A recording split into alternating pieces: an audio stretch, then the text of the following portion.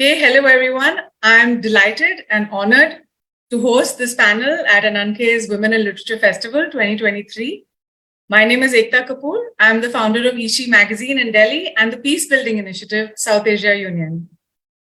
In the past few decades, there have been many laws enacted to address gender violence and social inequalities in South Asia. Today, our discussion, which is titled My Life, My Choice, the long road from legal rights to personal agency, we're going to look at why, despite these laws, women in South Asia still don't have personal agency. We still don't have the freedom to make our own choices, whether it's related to education, marriage, having children, or career. Today, I have four very outspoken and maverick women on our panel from across the subcontinent. I'm honored to introduce them all. Our first panelist is Mehr Tarar. She's a well-known Pakistani columnist, former op-ed editor and talk show host. She's authored two books, Do We Not Bleed and Leaves from Lahore.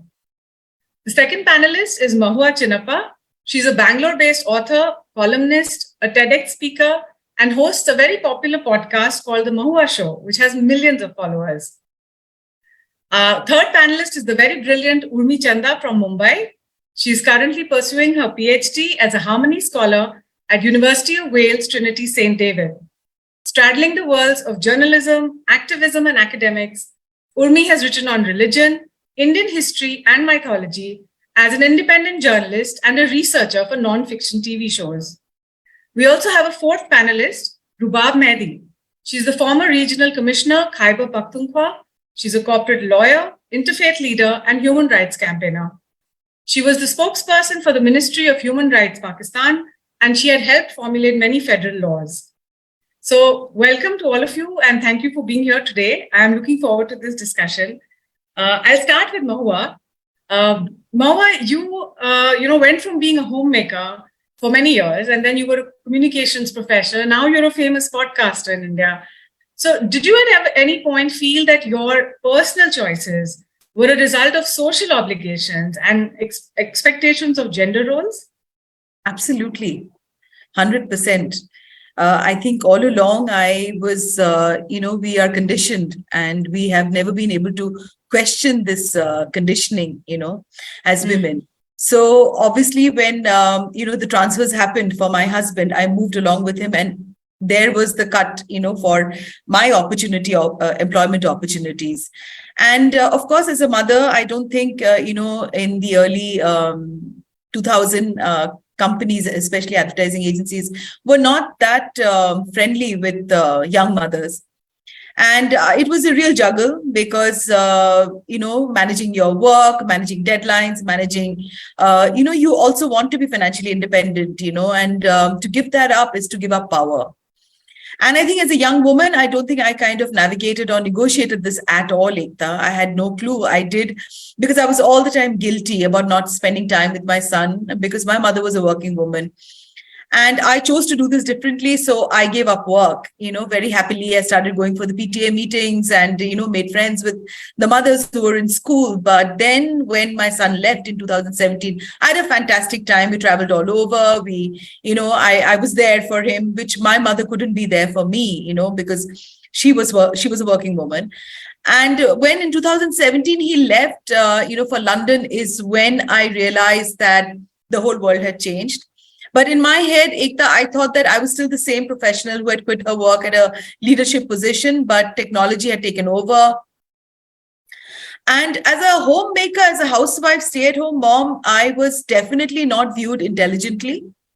Mm-hmm. And that has been my biggest, space of writing and work. And whatever that I go ahead and do in the years to come is to create a voice, for homemakers, because I think they're really left in the lurch. They have no financial security. And I think it is also like when you talk about personal agency, these are the beliefs. You're supposed to look after the home. You're not supposed to. You're going to be this person who's going to be put on that altar. And then, you are actually at the beg and mercy of, your husband or your extended family who will decide whether they want to make you economically independent or not. Many women across homes are not even allowed in part of financial decisions. So yes, as a homemaker, I woke up to a very new world that was talking, Instagram, that was talking LinkedIn, that was talking all of that. But hey ho, I think I said, if you are not going to give me work, I will start writing on my own. And yes, I utilized technology to the best of my ability, and I started writing a small blog, and that's when we met, Aekta. Yeah, that's right. Many years back, and well, that blog took shape, and then eventually my book, which I actually wrote, in the hospital corridors, because my parents were constantly taking turns, and I was the caregiver. And yes, so the book that chronicles, it's an anthology of 15 short stories, again, of women protagonists, who've been displaced in life, women who've actually showed the imaginary middle finger to to the world that wasn't allowing them to be who they are. And yes, the podcast I started in 2020 during the pandemic, because I knew that, audio is soon going to take over, a very large part. Unfortunately, this prediction of mine turned out to be correct. And I started recording my writings. And then from there, it turned into an interview format, which I thoroughly enjoy. And my world has really opened up, because I meet amazing people every 3 times a week almost. And yes, I'm really glad to be at this space right now. So it has been like a 360-degree turn actually in your life, going from those gender expectations and then moving on to what your personal choices are. So Yes. Hold that thought. I'm going to come back to you. I would now like to call Mehr. Mehr, let's talk about, let's look at it from the macro picture. Now we've gone from the personal, let's go to the political. From the time of Zia's Hudud ordinances till now, tell us, how far has the feminist movement come in Pakistan? Are women now more vocal in standing up for their rights? And do you see men and boys changing in their approach to women and girls in their families and in their communities? Hi. Well, we've all been introduced to one another, so I'll just go straight to the question. A thing, you see, there was always this class in Pakistan, class of women who were part of the feminist movement, part of the starting from the partition independence movement, partition movement. They were also in politics. They were talking about women's rights in colleges or on forums. They were always there. But I suppose they were considered the fringe. They were not really part of the mainstream ever. And even now, I have noticed that women in Pakistan, I'm using the word so-called in a positive way, women who are known to be feminists, women who are known to have very strong opinions, do not really use the word feminist for themselves, because there is so much negativity connected to the word now, because people automatically assume that if you say you're a feminist, but then you're against men, you're against the idea of, against the entire idea of patriarchy, which of course most of us are. I come from a feudal background. I come from a patriarchal background. I come from a family where women, but even though women were always equals in the sense that it's not that they couldn't talk back, or they didn't have money, or they were not allowed to do things on their own, but it was understood. It has always been the culture that you will do what is expected of you. You're not supposed to go beyond certain lines. But for instance, my grandfather, my maternal grandfather, he had 3 wives when he passed away. My mother was 16 at that time. But even though when you look at it from that angle, that maybe he was doing injustice to his wives, but his wives were very happy with him. And when he died, he left lands for his 3 wives, for his sons, and all his and his 3 daughters. But I mean, I still love, that part of my Tarar family. They still survive. They're still living on my grave, my grandfather's lands. But I remember my maternal grandmother saying that, she literally worshipped him. There was no concept in her head that she would ever go against what he said. She did it, but she did it very proudly and very happily. And then my mother, after her love marriage with my father, another Tarar, but not related to one another, because as you know, Pakistanis get married to first cousins and second cousins. So love marriage lasted for 8 years. And I mean, she grew up with that mother who, and in a village, but she decided not to stay in an unhappy marriage, and the marriage ended after 4 children. So from her time to now, my my niece, she got separated. My sister's daughter, we live in the same house. She's like my own daughter. She got married and then she got separated and then she got divorced. I'm not really sure if the divorce is official even now. But my sister, for a very long time, my sister is a homemaker and she's completely into log kya kahenge, dunya kya kahegi. She's very concerned about that. And no, not even wrongly, because all these labels stick. When people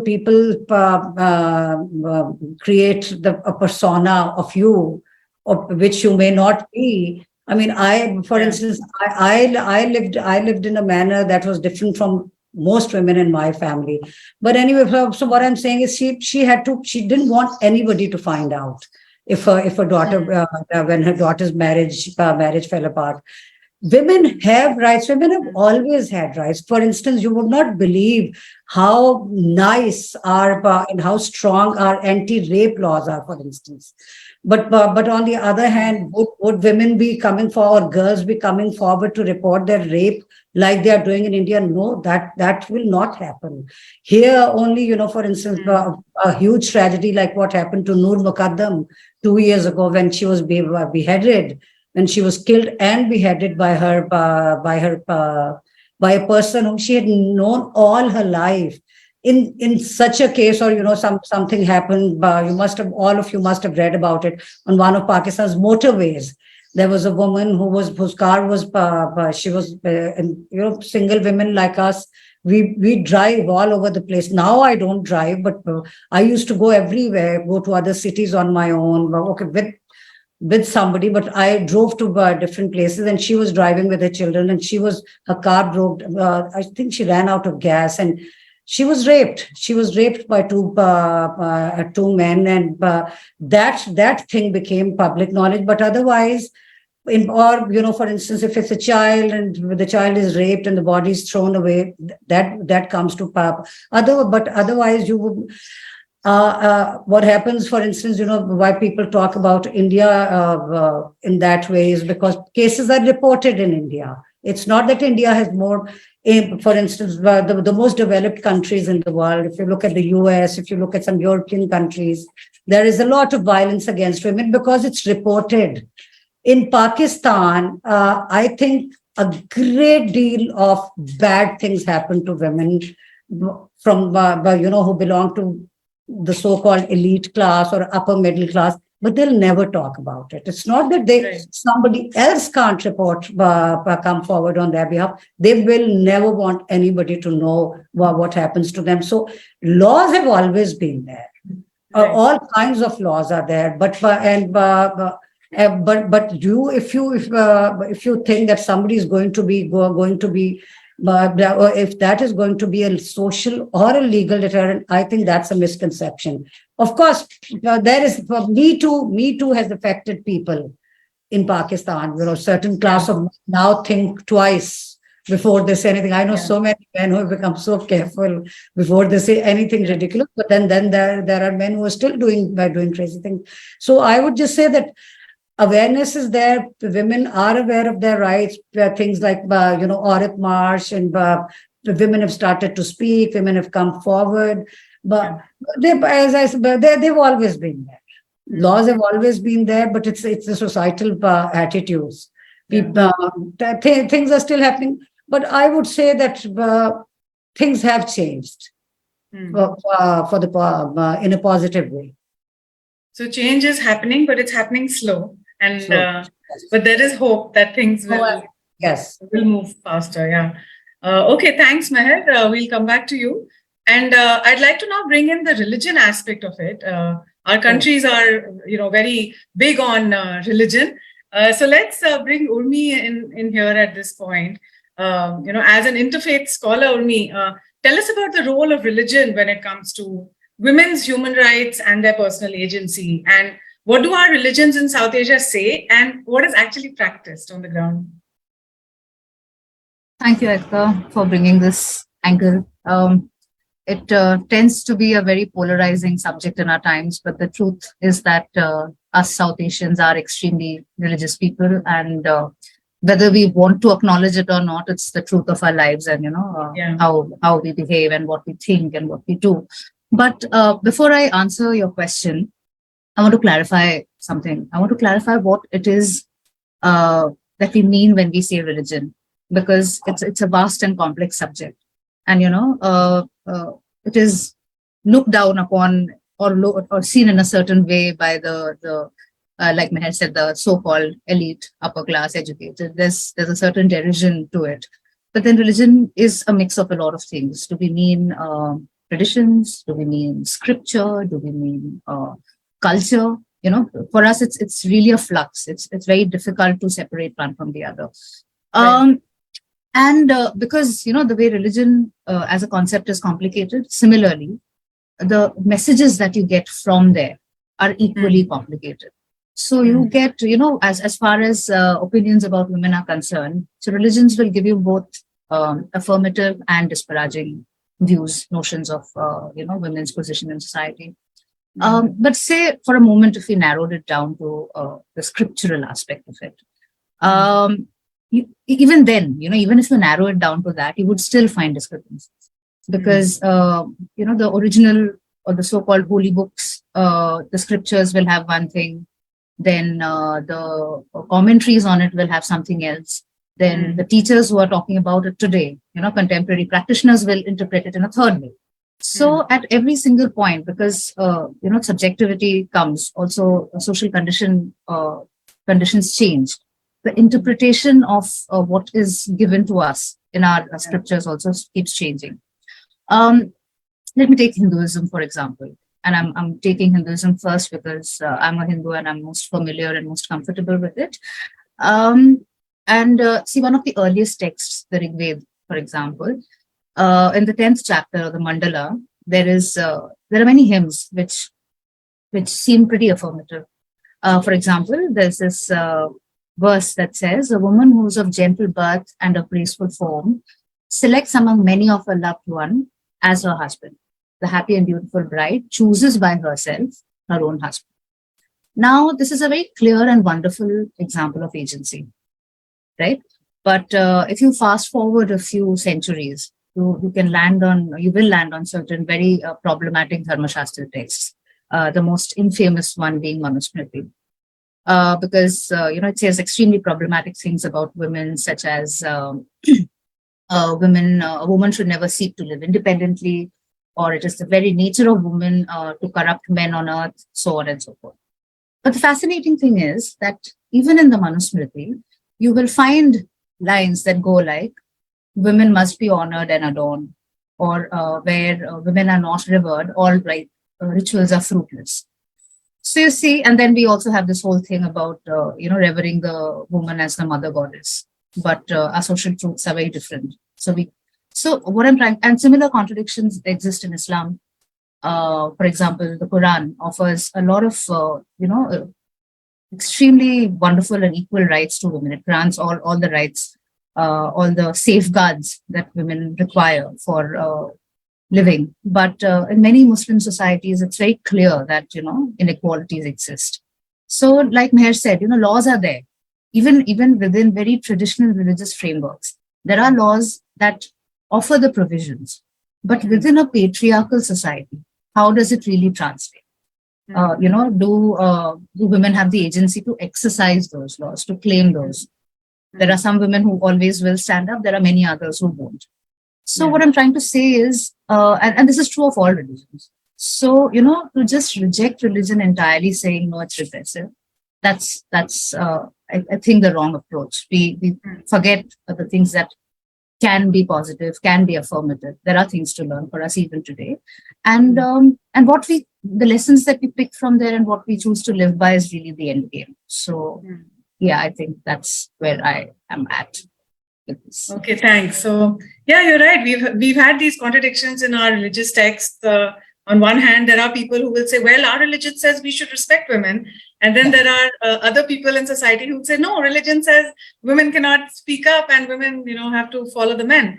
So could I just say one thing very quickly? During this Ramzan, for the first time, I'm listening to some interpretations of the Quran by some very esteemed religious scholars. There's the Arabic, and then there's the translation, and there's tafsir. Tafsir is the explanation. So this is the first time I'm listening to two very old tafsirs, and then there are two lectures that are uploaded every day. There is this Muslim scholar, Miss Farhat Hashmi, and I think she says a lot of very sensible things. She has this Nurul Huda, I think Nurul Huda. I hope I'm not misnaming her institution, but one of the things really struck me in one of her lectures, because she said that women, it was in the context of something Prophet Muhammad sallallahu alaihi wasallam said, and she said, men must be respected and women must be loved.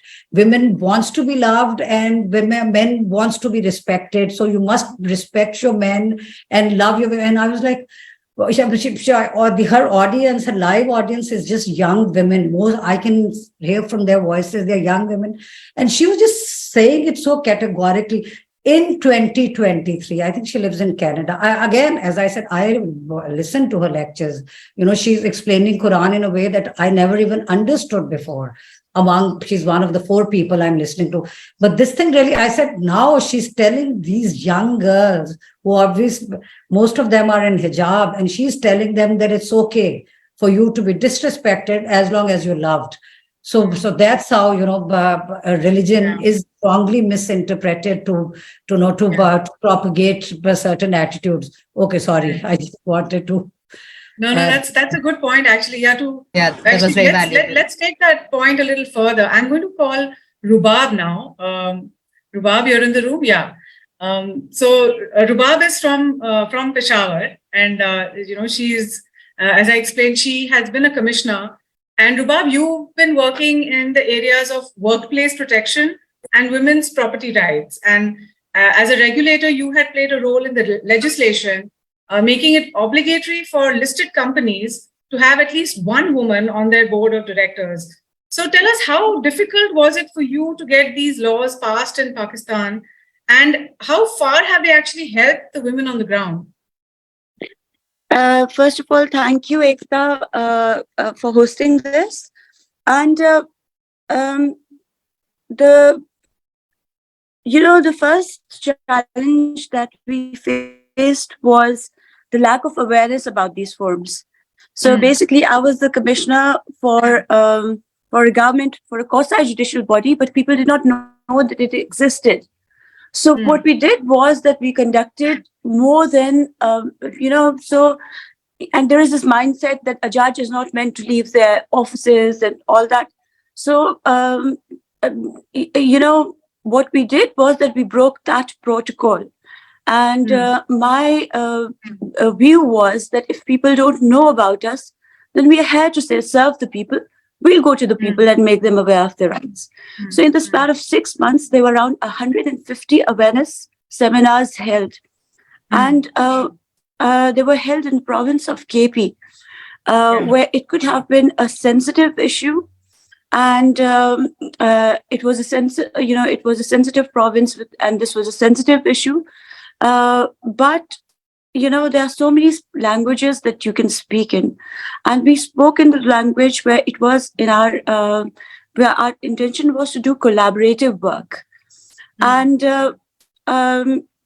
so basically we signed MOUs with different government departments to strengthen the referral systems between the departments. So we signed the MOUs with the FIA, with the police, with the other provincial ombudsman people, so that if there was something that did not come in our jurisdiction, we would still be able to help the women.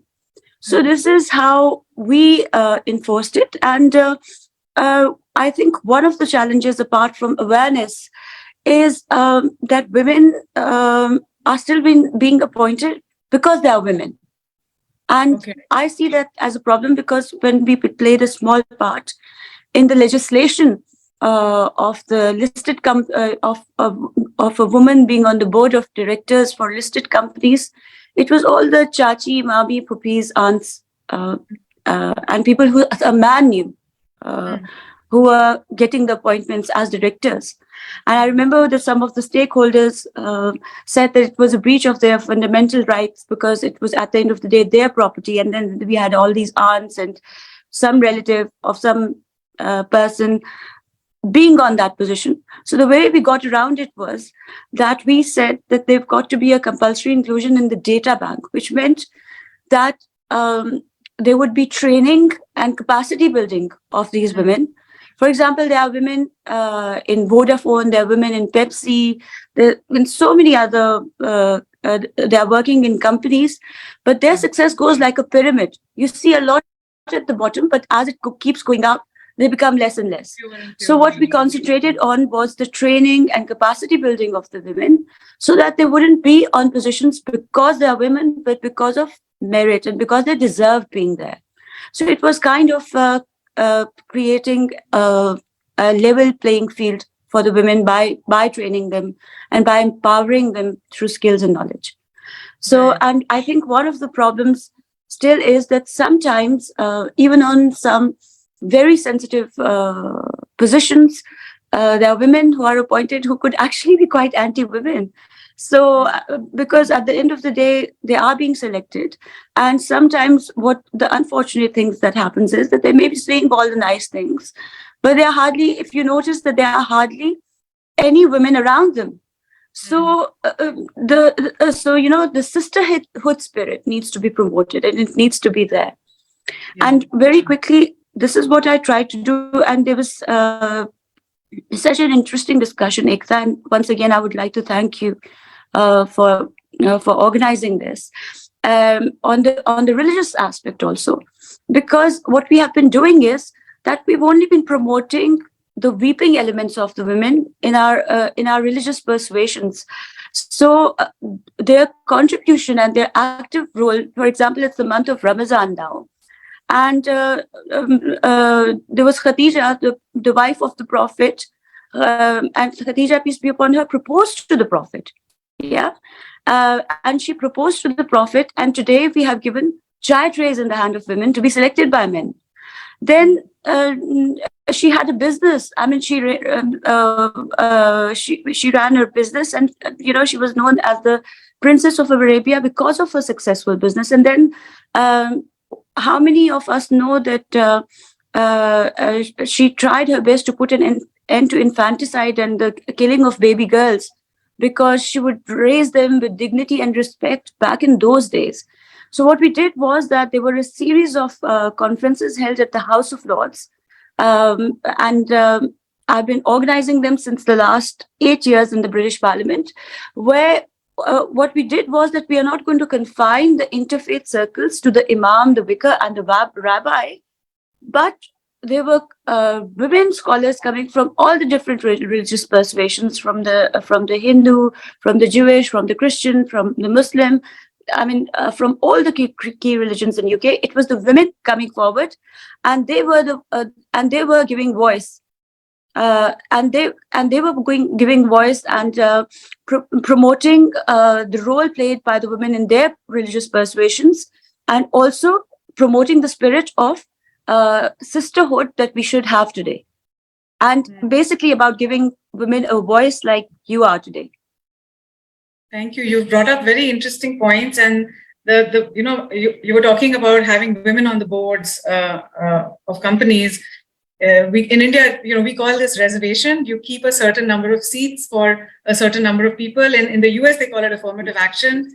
But yes, it's still viewed by those who have had traditional positions of power. It's viewed from their point of view as a problem or taking away of merit. So that's a very good point that you brought up. Thank you so much. And thank you also for the work that you're doing. I'd like to come back now to Mohua.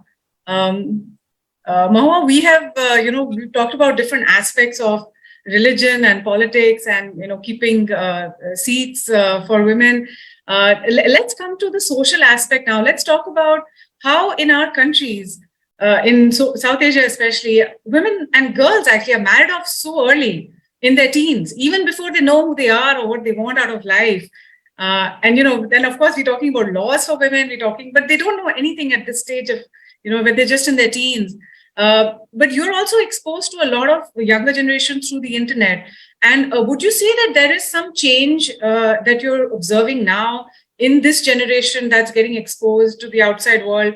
I mean, are girls becoming more conscious of their choices, and are boys starting to see that girls need to have equal rights and they deserve equal choices? So, Aekta, you know what? I think we often ignore that, US is currently child marriage is actually legal in 43 states. And, we have not even spoken about it. Definitely in South Asia, these things are more stark. And about the US, we only know about their films and their technology and the things that they do. And we don't talk about child marriage that is legal, actually. So, I actually on my podcast had this Pakistani girl called Naila Amin. And she was married at the age of 13. And, she was forced and she was made to get married to somebody many years older to her. She fought the system, and in New York, they passed a law called the Naila Amin law. All right. In India, definitely in UP, Jharkhand, even today, as we speak, girls as young as 10 are getting married, and, they even have children. So just yesterday, I was writing an article, and, when we talk about religion, we know about, the Roman Catholic Church, where there's been a scandal that has, the whole world was shaken about it. And then also in Kerala, which has the maximum number of Christians in India, we've had, one of their priests who actually raped a girl, and she was, she delivered a baby boy that was sent immediately to a children's home. So I think, India is very divided. We have the urban and the rural areas. Definitely change is happening only in the cities, but at a very, very slow pace. I don't think what we see, we are only really skimming the surface. It is still like Mehr was talking, Rubab was talking. It's a gaslight that is done, for women. Exactly what Mehr said about respect and love, that we are taught that it is okay to not be respected. So I don't know how much of change really is happening. Yes, there is definitely conversations that have begun. I mean, especially also about menstrual health, which is amazing because girls are now opening up. But, how many has got access to Instagram and English? Yeah. So I think, and I often think about it that even today, in spite of me writing so much about, on women empowerment, I've gone ahead and charted my own career when the whole world was shutting doors on me. I still dry my undergarments inside my bathroom. Because it is a mindset that has been passed on to me by my mother, by my grandmother, that chat pe, kapde mat sukhao, at least apna bra or, your knickers, you're not supposed to put it out. You just need to dry it inside the bathroom. So I think there is such a deep patriarchal mindset that I don't know if I will live that long, Aekta, to watch and enjoy the change that how women are going to take power onto themselves, into their own hands. So we are talking even today, there is breast ironing that happens. On my podcast, I've had a lawyer activist from South Africa who spoke about, young mothers and young girls are as old as 7 to 10. Iron bat is heated, and then they beat the breast and then they bandage the breast so that the girl doesn't get raped. And this is a mindset that is passed on because the grandmothers and the mothers believe that what they're trying to do is protect the girl from not getting raped. So this is so deep. This is so deeply entrenched, in us. And so, change, I don't know. I do believe that in the cities, young women are talking in English. But whether in a country like India, where we have so many languages, whether this same message is going out, I'm not too sure. As far as boys are concerned, I mean, I'm a mother of a son. He's definitely seen a vocal mother. But exactly how Mehr said that I do speak to my son, we still need that approval. We're still not able to hold our own voices because somewhere we are frightened about how is it that the world is going to perceive us. And this perception is such a stifling thing for all of us. So this whole perception that I carried, and I still carry in so many small ways in my interactions on an everyday basis. And I have to keep correcting myself because it's been a conditioning of years. So Aekta, I think we are far, far away, but we are taking baby steps. And I definitely know that, there are Ajis in Maharashtra today. Ajis are grandmothers in Maharashtra today who have gone ahead and they're joining schools to learn because they have, not been allowed to get education. I also just read about a lady in Kerala called Kutti Amma who's learned to study. And because she wanted to read the newspaper. So there are small pockets, there are small places, and change definitely is happening. I don't want to be a pessimist, but definitely, we're still far away. Yeah, you're right. And I'm glad you brought up the subject of US because that's actually going to take on for my next question for Mehr. Mehr, we're talking about how in the US, certain laws and certain practices that we consider the US to be one of the progressive countries in the world. But one thing that they haven't beaten South Asia yet is that they've never had a woman leader. And in South Asia, Pakistan, we've had, India, we've had, Bangladesh, Sri Lanka, they've all had women heads of state. We've had prime ministers and presidents here. But at the same time, if you look at the numbers, our parliaments actually have a very small representation of women politicians. It's only 19% in all of South Asia. So what do you think of this paradox that on one level, there are very few women joining politics, but on the other hand, we're one of the few regions in the world that have had women heads of state. Do you think that the current generation is aspiring more to a career in politics, or are the women still staying out for many reasons? There's this one female politician from India, Mohua. I have never been able to say the same. Mohua, yeah. I'm a huge fan. I have been listening to her speeches, and she's so well prepared. And she, incidentally, what you just said, I would talk about her also in this context because I'm one of those crazy people. If I like somebody, then I watch everything on them. If it's Deepika, I'll watch all her movies, and if it's Mohua, I'll watch all her speeches. And I found out that she left a very thriving career in the US and came back to Calcutta. I'm sorry, even though I love her, I've forgotten. She's a representative. And she gave everything up. She changed the way she dressed, and she learned politics. She went to the grassroots and she started working with people. And from there, she made her way to where she is today. I think that is how a real politician should be. Incidentally, in Pakistan, again, women politicians have always been there. Incidentally, in General Musharraf's time, who was a dictator, we had a lot of women representatives. But again, most women in Pakistan come on reserved seats. For instance, if you belong to PTI, Imran Khan's party, and you win in a certain number of seats, then you will be allowed to have a certain number of members of National Assembly or members of Provincial Assembly. So that is one thing. I think in Pakistan in 2018, there were about 8 or 9 women who contested on general election seats and won throughout Pakistan. I think two were from Khyber Pakhtunkhwa, which is wonderful. Especially, I think there was one from FATA,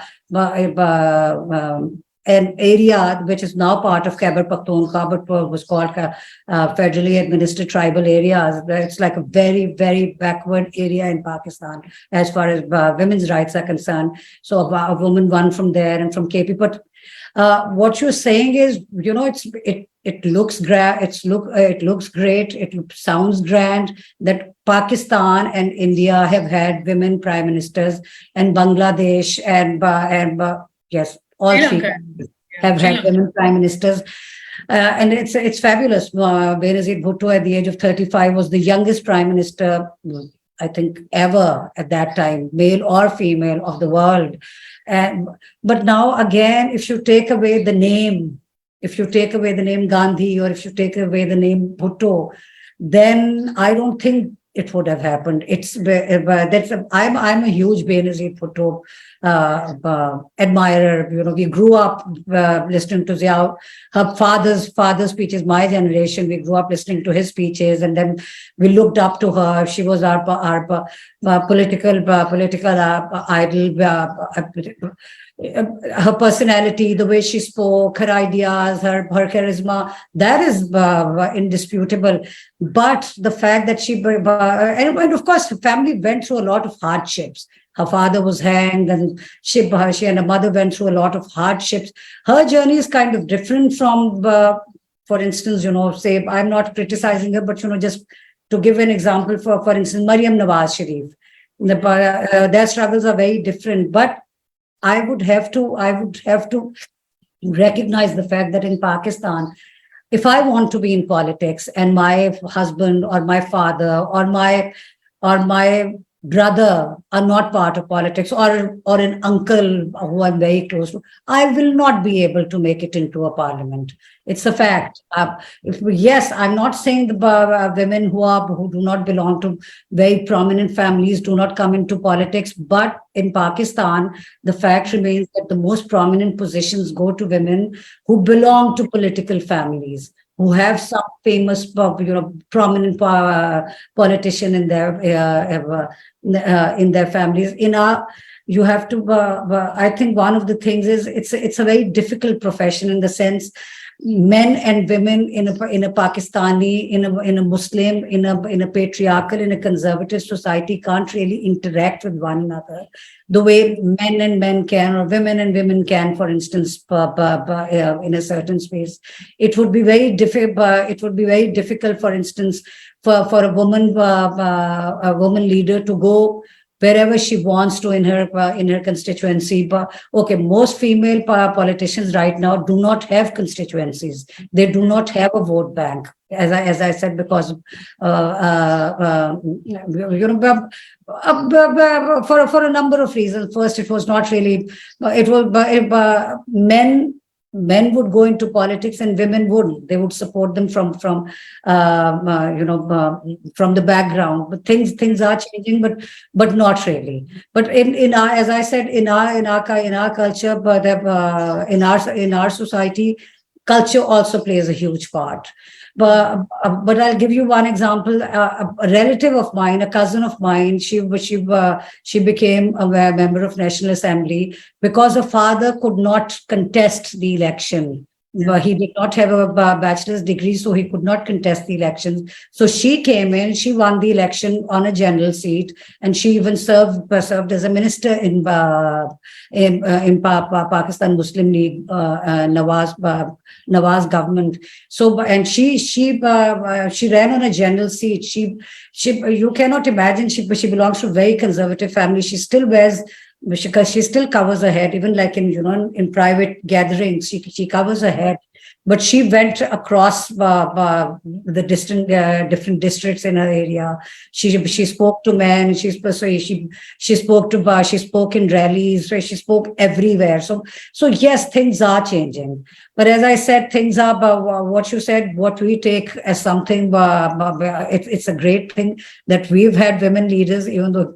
But now America has one vice president, first female vice president. But in Pakistan, I'll always take it with a pinch of salt that only women from certain backgrounds can make it to a certain position. Otherwise, I do think politics is still kind of, Male dominant. mainstream politics is a closed space for women, most women in Pakistan. That is a fact. Yeah. Yeah, not just Pakistan. I mean, even if you look at Sheikh Hasina in Bangladesh, she's from a political, her father was the first president of Bangladesh. Chandrika Kumaratunga in Sri Lanka, her parents, her family was from a political background. So you're right in that sense that unless women have that leg up to get into politics in the first place, it's really hard for someone completely from the outside. You have those women. You have chief ministers. Yeah, we do. Yeah. I But for them to reach the level of prime minister is it's still let's see how it goes. Maybe this next generation would have somebody to show for that. Thanks, Mehr. I'll come to Urmi now. Urmi, we were talking about I think Rubab said about female saints and women who have been leaders from the religious sense. Let's look at the role of the female mystic in South Asian history. And, despite all the social restrictions, we somehow, I don't know how, but we have these stories of women saints and gurus who defy all social convention, and still they have a cult following. People respect them. In India, especially, we have so many, these gurus who are women. They're called Ma or Mother or something, and people, they have a whole lot of followers. So what makes these women so liberated? And or is it that they also have to face a social backlash when they first start out? I mean, they also have to make a lot of sacrifices. So what do you have to say about this? Okay, so female mystics are really like a special category of people when it comes to challenging stereotypes. So I'm glad we're talking about this. But the truth is that, like most heroes, women saints and mystics they're the outliers and the exceptions. Just like Mehr was saying, you have to be of a certain type, whether it's your ancestry in terms of political power or something probably inborn. So, but the truth also is that it is from these outliers and exceptions that we draw inspiration. We have to look toward them. We have to look to those who are breaking the norms to find the courage to do it. But to answer your question, the short answer is that yes, it was tough for them, and so even in the 21st century now, it's so tough to be a regular woman doing regular things. So you can imagine, these women who completely defied every possible norm. You can imagine what kind of social backlash they may have faced. So two female mystics come to mind. One is my favorite, Meera. Meerabai, she came from an extremely privileged family, a princess, married to a powerful person. But still, her struggles and her struggles are well documented in popular law. So her status as a married woman, seeking a God's love in what is called the Madhurya Bhav. The Madhurya Bhav is when a bhakt or a devotee feels romantically inclined towards her deity of choice. So that was scandalous enough, that one, you're a married woman. So what if you're relating to a god, but still that you're relating romantically to a god is the first scandal, is the first order of scandal. And then then she, of course, when she left the house, and then she, when you reject everything that domesticity demands from you, your role as a wife, your role as a daughter-in-law, she defied all of that. So, and again, there are records of assassination attempts. People tried to poison her, kill her, so on and so forth, discourage her in every possible way. So yes, Meera faced a lot of it. Then there's Laleshwari or Lal Ded, the female mystic from Kashmir. She's very popular. She's known in Kashmir, Shaivism and the Shaivism tradition for her poetry, which are called the Vaks. But another thing that is well known about her is her extreme asceticism. And in her asceticism, she even discarded clothes. So here is a rejection of, one of the primary traits women are conditioned to have, the shame associated with the body. So Laleshwari's discarding of clothes was really a discarding of everything, of the sexuality that is attached to a woman's body, whether she wants it. Yeah. So yes, so these women had to sacrifice a lot of comfort, security, and Lal there also, when she walked the streets, people threw stones at her and other such things. Similarly, there are lots of stories of saints from across all faiths, so wherever there is defiance of what patriarchy has created for us, the borders that have been charted for us, there is a lot of backlash. But where does this courage come from? I suppose it comes from a divine call, which is more powerful than all our fears combined.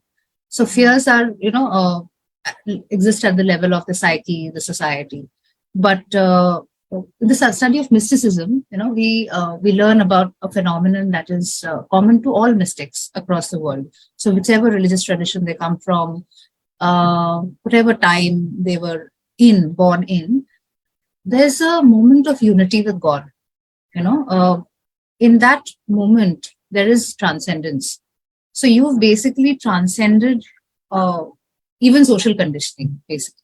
So then you're not rich. So the ordinary fears that apply to you, me, Mohua, Mehr, Rubab, and anyone else who's listening. So, these mystics or saints have then gone beyond that. So there is equanimity. So how society treats you, you stop being, you stop being fearful of that. Whether you get praise or you get criticism, it's basically the same thing. So, and what one is left with is pure consciousness. And and from equanimity comes courage, and that's something, we all ought to practice and find our courage from our center, and understand that it's all temporary and it all goes. Actually, that's a very interesting discussion, which I think we should talk a little bit about more later on, maybe, about how, as women, because we are so much more connected to nature and we're so much more connected to the cycles of nature, perhaps, I don't know, I mean, this is something that I think about a lot, that perhaps connection with God probably also comes more naturally and more easier to us, the sense of surrender, the sense of transcending ourselves, But anyway, let's talk about that in some other forum. Since this is a literature festival, I'd actually like to ask Rubab. We were talking about how Anonymous was mostly probably a woman, and in our cultures, in our societies, women have not been able to be outspoken about their creative talents. They've, because of fear of backlash. If you are too outspoken, or if you write or you paint or you do anything that is considered against social norms, there will be a backlash. And we know about women bloggers, for instance, in Pakistan, who have been attacked, even killed for being too outspoken on social media. So what do you think has been the outcome of this kind of suppression over the centuries? And we've really suppressed feminine creativity and talent. We've kept it under wraps. So what has been the outcome of this, and what is the current situation in Pakistan? Well, overall, because, I've been an earthling myself, traveling between the West and Pakistan. So if I'm honest, in the West, when it comes to the political process or inclusion, they'd normally go for the safe women. So you have to toe to the line of how the mainstream thinks. So sometimes, I mean, you can be an activist by all means if you highlight important, but I think it would be very, very difficult for anyone to be a part of the political or be at an important role. So it's safe women in the West, and also. Since you've mentioned literature, it's interesting. Like, for example, when Jane Austen was buried, hardly anyone knew that she'd been writing novels. There were very few people at her funeral. So they were really not meant to have a voice. And I think even if they would write something, the word anonymy, wherever it appeared, and some of the most famous quotes have come from anonymity. And most of the times that was a woman, because all you could hear, and like I said, that all, there's been this illuminating panelist, Maya.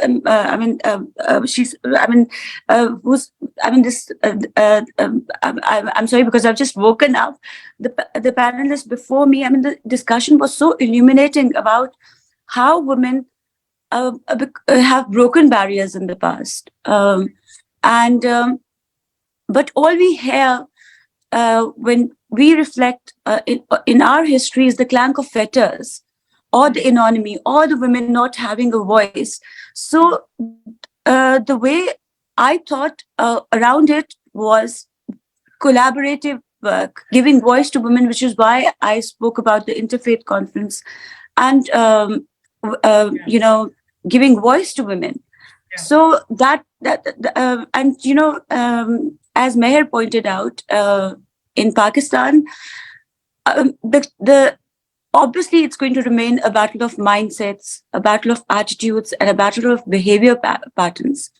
What we need to be promoting at a very, because whenever any gender or any race or any community is dehumanized, then any oppression that you do on them, you're not going to feel any remorse for.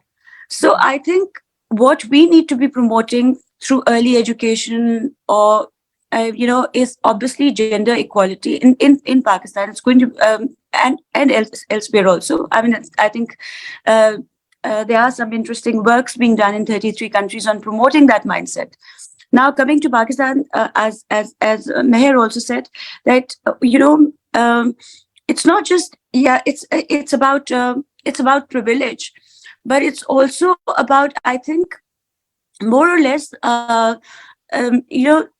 it's the like I said, that the patriarchal, a woman can have a patriarchal mindset, and then a man can be a feminist also, right? Yeah.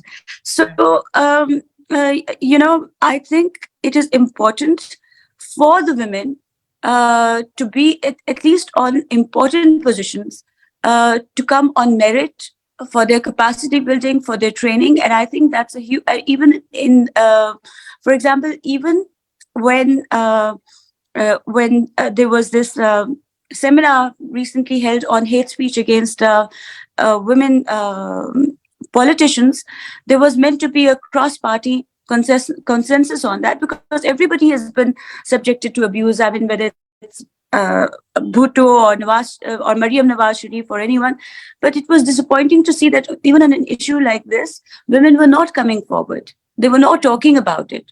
So there was, as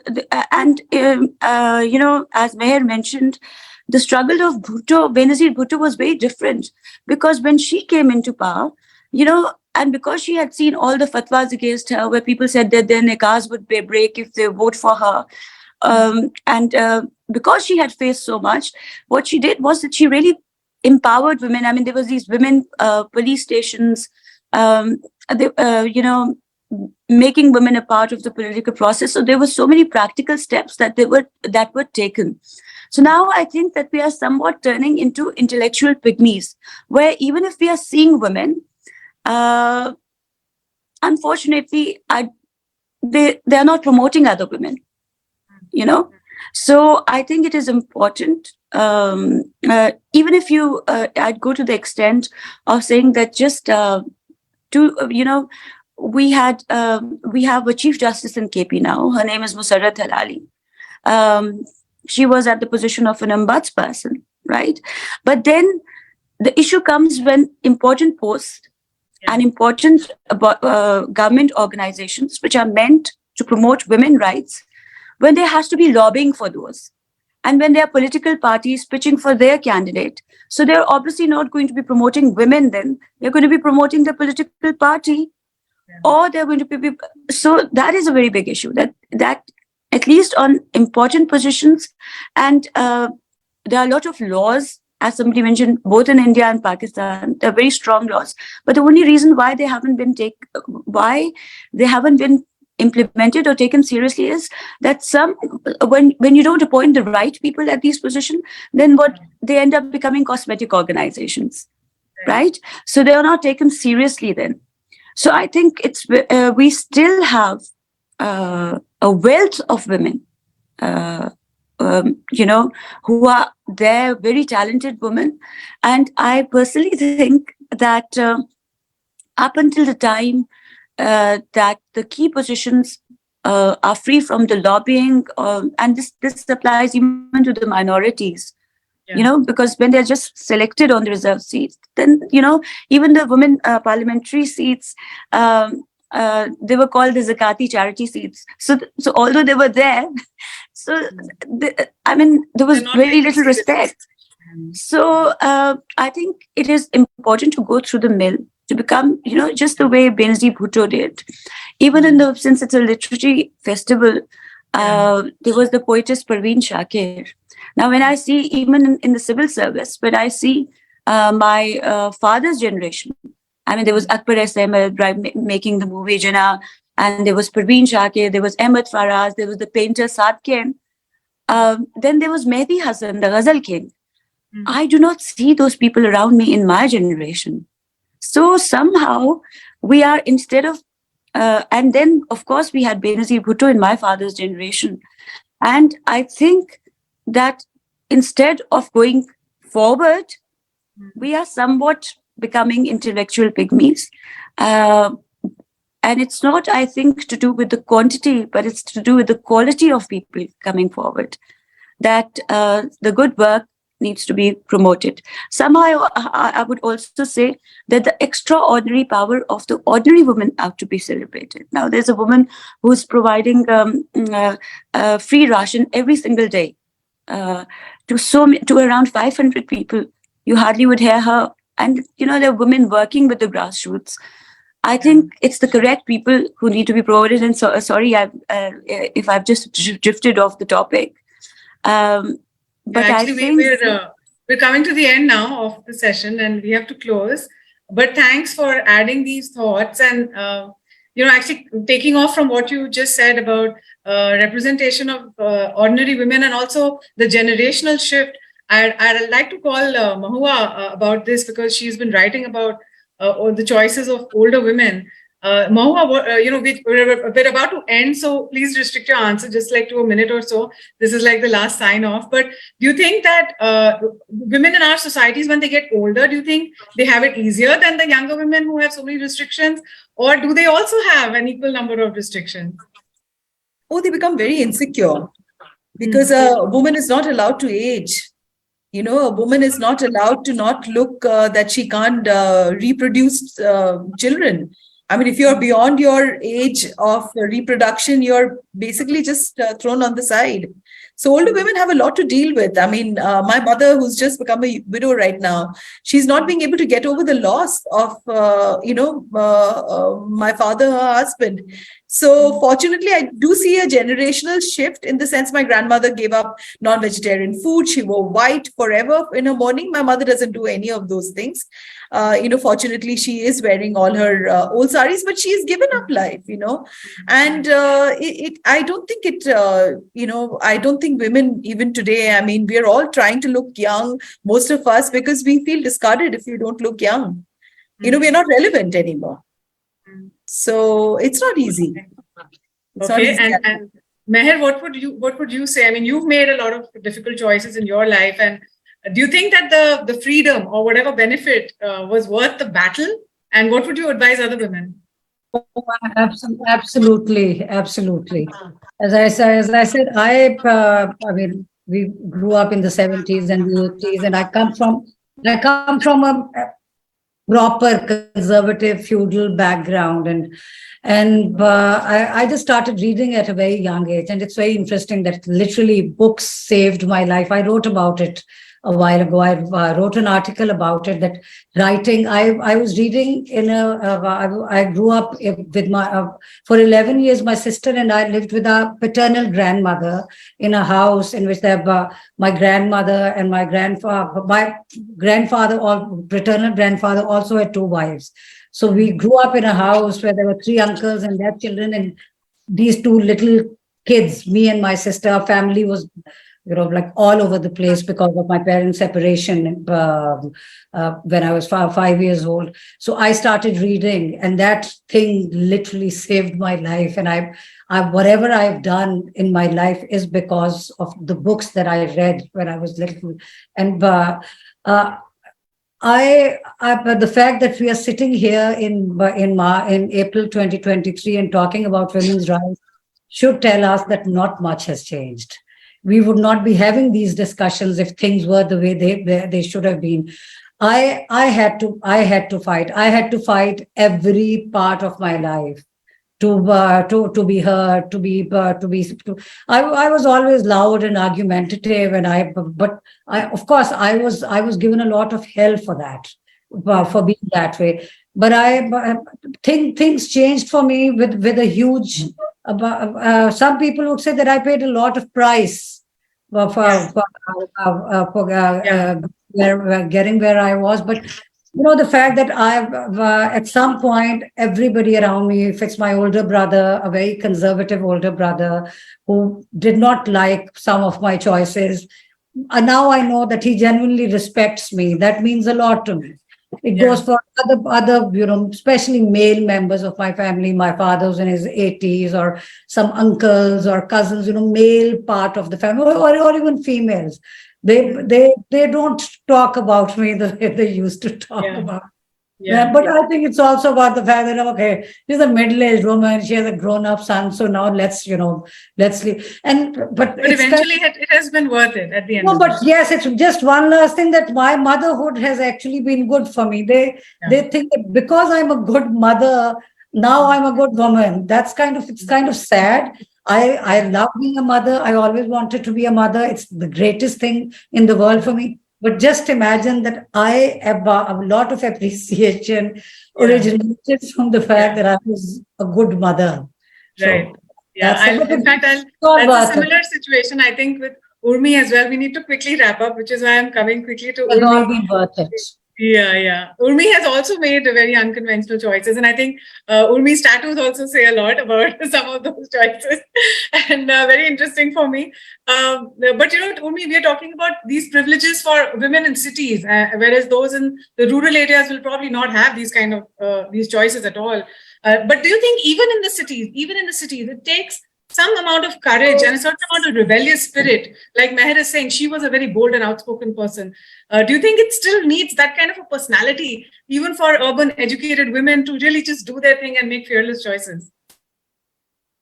I would say yes. It requires a certain amount of foolhardiness also. I would say most of my choices were like that. Not that I, gave it thought long and hard about it. I didn't. I was rash and impulsive also in many cases. But and I also recognize my privilege, because I was cushioned by that I was able to get away with a lot of my unusual choices because I come from, I'm an upper caste Hindu woman, I'm educated, I'm in the cities. But yes, it does take a little courage. It's never easy to break out of the mold because, of the way people give you the side eye sometimes, or people may not include you in certain kind of forums. So the criticisms are not very direct, but when you know that it's there.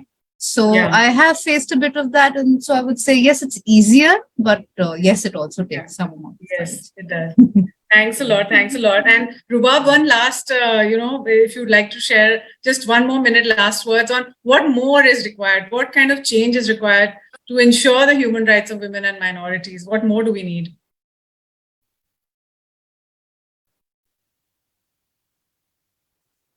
Sorry, Aekta, can you hear me? Yeah, go ahead. Yeah. So very quickly, whenever I did some good work on the KP site, I was called a man.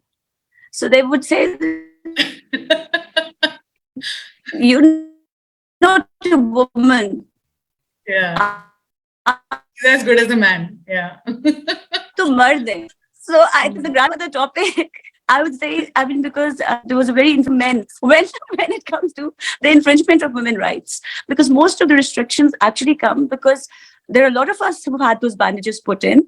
And I think, like I shared with you very quickly, I've had a patriarchal mother and I've had a feminist father. So I've had all those bandages, everything put on me, despite that my mother, and like Mehr, but my father, he sold his house to educate me in the West. So when I was asked to walk with bent shoulders, they asked me to look straight up, walk with my head parallel to the ground, and all this. That's the difference that it can make. And I think the way forward is collaborative efforts. The way forward is giving voice like you are. This cluster, this mosaic of beautiful, I apologize for using the word beautiful, for these intelligent, for the nations, collaborative events at grassroots levels, at government levels, at NGO levels, and this voice to be given to the women, which you are doing exactly today. Thank you so much, Rubab. And I'm also going to now close the session with thanks to everybody, and also add back Sabine now to take it forward. She has a lot of sessions coming up ahead during the day. Thank you all. It's been fabulous discussion, and I'd love to carry on these conversations maybe on other platforms after this. Thanks a lot. Thank you. so much. And by the way, the word beauty and beautiful, I don't think anybody minds, and I don't think men should mind either. I mean, beauty in men is as much appreciated, I was going to add that it's perfectly fine to be beautiful and to be intelligent and to be kind and to be inclusive. It's perfectly fine to be all these things. Yes, so we can be all. Thank you Thank so you much. so much. Thank you so much. Thanks. Lovely meeting all of you. Thank you. Bye. Bye-bye. So much. Thank you, Aekta, for this amazing session. Wow, what a conversation. This was such an amazing panel. And over to our next session, which is a Readomania panel titled The Power of Womanhood. Thank you so much.